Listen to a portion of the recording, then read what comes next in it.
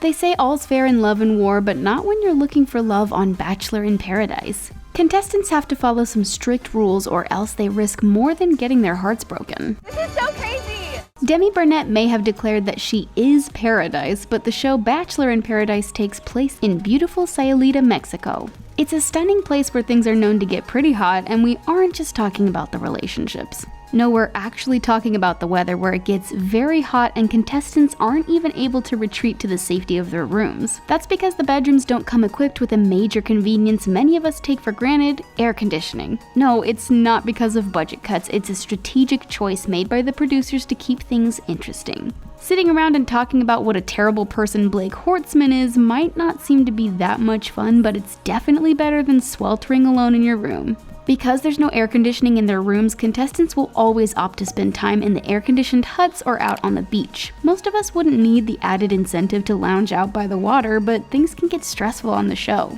Making it so contestants can't retreat to their rooms just ups the chance that there's going to be some major drama. It's safe to say the lack of AC contributes to things getting super heated. The cameras on Bachelor in Paradise definitely want to capture the contestants spilling their souls, but not so much their bodies. Yes, it gets literally hot on the show, but there's a line that can't be crossed when it comes to wardrobe. This is still network TV after all. Producers use black bars and the blur tool to keep things PG-13 on the show. Just ask Gillian Anderson, who pretty much had a black bar following her around at all times, just in case. According to Chris Harrison, her bikini bottoms were simply too scandalous to be allowed according to the standards and practices of ABC. In season 5, Bibiana Julian said her strategy was to kill them with booty. But it wasn't exactly a safe for TV method. It seemed like she, along with pretty much everyone else that season, ended up with their rear ends censored more often than not. You've probably heard about clubs with a 2-drink minimum, but Bachelor in Paradise has a 2-drink maximum. Okay, so that's 2 drinks per hour, but still. In season 4, there was a situation concerning Corinne Olympios and Demario Jackson, and there were allegations of misconduct. Corinne and Demario got together in an encounter when they may have been too far under the influence. Since then, there's been a strict 2-drink per hour minimum, but it's not quite as restrictive as you might think. According to Jasmine Good, she and her fellow contestants thought the rule would impact their time on the show way more than it actually did. Yes, it's quite possible to be under the influence even by technically following the rules. She said contestants would down their drinks faster than usual because of the limitation. Robbie Hayes claimed getting around the rule was just an issue of timing. If you can only have 2 drinks per hour, they would just start drinking at 10 minutes to the hour. That means contestants could have a drink every 5 minutes, which equals 4 drinks within 15 minutes. That's a lot, and it most likely results in contestants drinking way more much faster than they would if there was no such rule at all. This rule is one which goes hand in hand with the 2 drinks per hour rule. The situation between Corinne Olympios and Demario Jackson really did change the game and influence the rules of Bachelor in Paradise forever. It's always a good idea to talk about consent before things start, but on this show there are more people involved in the conversation than in the action. That's because not only do partners have to talk about their boundaries with each other, but with the producers as well. Yes, contestants have to get their hookups cleared by producers beforehand in order to prevent any questions about consent. That means no sneaking off with your significant other for some much needed alone time. This is a rule not just on Bachelor in Paradise, but The Bachelor and The Bachelorette as well. But according to Vinny Vintiera, it's not as big of a deal as you might think. He said that since you spend so much time on camera anyway, you just kind of get used to them. He described it as more of a speed bump than a buzzkill and said it didn't serve as much of a deterrent. We know how we like to stay entertained by watching The Bachelorette, of course, but what do contestants on the show do when they have downtime? Well, we know Christina Schulman apparently spends her time plotting against Blake Horstmann, but other than that, it turns out the Bachelor in Paradise contestants are pretty limited regarding how they can entertain themselves. They have excruciatingly minimal phone and internet access in order to prevent the secrets of the season from getting out before it airs. That makes sense, but contestants also aren't even allowed to read books or listen to music. According to Ashley Frazier, many contestants tried to get around this by sneaking in books and music anyway.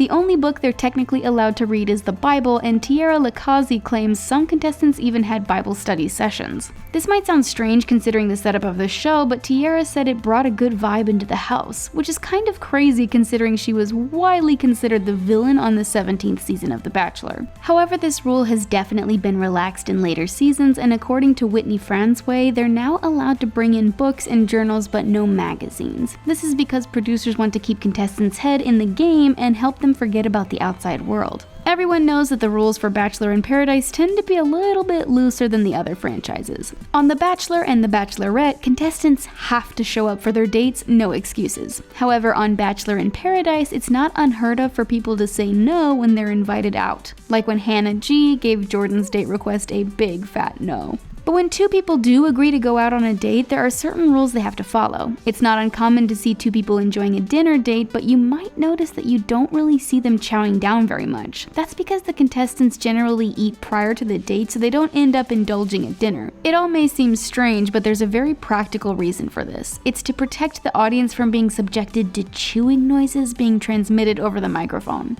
If you've ever shared a meal with a messy eater, you can appreciate not having to hear the sounds of chewing and slurping blaring through your television.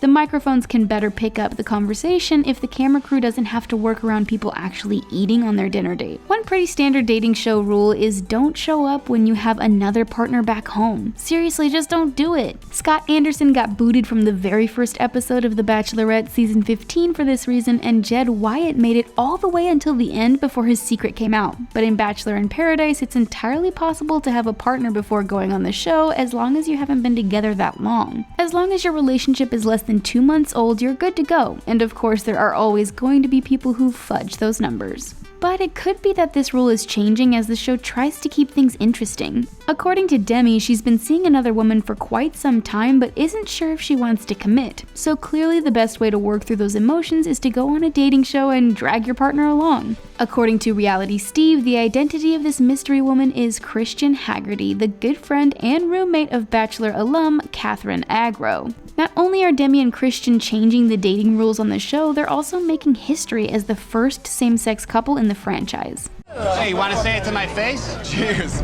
It's okay, you can admit it, we all like seeing people argue with one another on Bachelor in Paradise. But sometimes things go way too far. Between the scorching hot weather, jealousy, and isolation, it's no wonder tensions get high on the show. However, while contestants are allowed to argue with one another, it can't spill over into physical confrontations. According to host Chris Harrison, that's where the line is drawn when it comes to fighting on the show. He acknowledged that things get heated from time to time, especially considering the fact that they have a lot of type A personalities and a lot of testosterone. But if things actually start to cross over into the physical, the fight will be broken up as soon as possible. When things get too heated, security has no choice but to step in. Compared to other shows like The Bachelor and The Bachelorette, Bachelor in Paradise is less strict about their rules, but contestants still have to sign a standard reality show contract, and by standard we mean they have to sign their lives away. They give up the rights to their image, and producers can use their photos and footages to further any narrative they want. Kaylin Miller-Keys claimed her reputation was tarnished by what Blake said about their relationship and the screenshots he shared. Although she took to social media to speak her own truth, she acknowledged it was an uphill battle after what audiences had seen on TV. Remember the time when Claire Crawley looked totally crazy talking to a raccoon? It was edited to look that way, but Claire later said she was actually pouring her heart out to a human producer and not a cute little trash panda. Of course, contestants like Claire can come clean after the show, but in many cases by that time the damage is already done. Like the time Claire was on The Bachelor and everyone was convinced that she and Juan Pablo Galaviz hooked up in the ocean, although she later insisted nothing happened and the scene was edited to make the swim look much more exciting than it actually was. But in the court of public opinion, many people still believe Claire is a real raccoon lover and that she and Juan's ocean tryst took place. Just because you appear on a reality show doesn't mean you get treated to a brand new wardrobe. Yes, contestants on Bachelor in Paradise actually have to supply their own clothes and bathing suits. Although if the show ever does decide to buy clothes, they could probably save some time blurring out bikini bottoms. According to one former contestant, it's necessary to bring more clothes than you think you'll need because some won't be approved. Producers make sure the clothes translate well to the camera and that two people don't end up wearing the same outfit. The exception to this rule are the stars of The Bachelor and The Bachelorette, who are presented with many quality clothing pieces to choose from. If you've ever noticed that all of the men on Bachelor in Paradise seem to wear necklaces, there's a good reason for that. Those necklaces are provided for them so that they can conceal microphones used for filming. Usually these microphones are hidden under clothing, but since people generally wear less clothing on this show, it's something of a challenge. What do you think about the rules contestants have to deal with on Bachelor in Paradise? Everybody's kissing everybody here. Share your thoughts and your predictions for this season with us in the comment section, and then click on the subscribe button for more videos from us here at The Taco. Bye for now.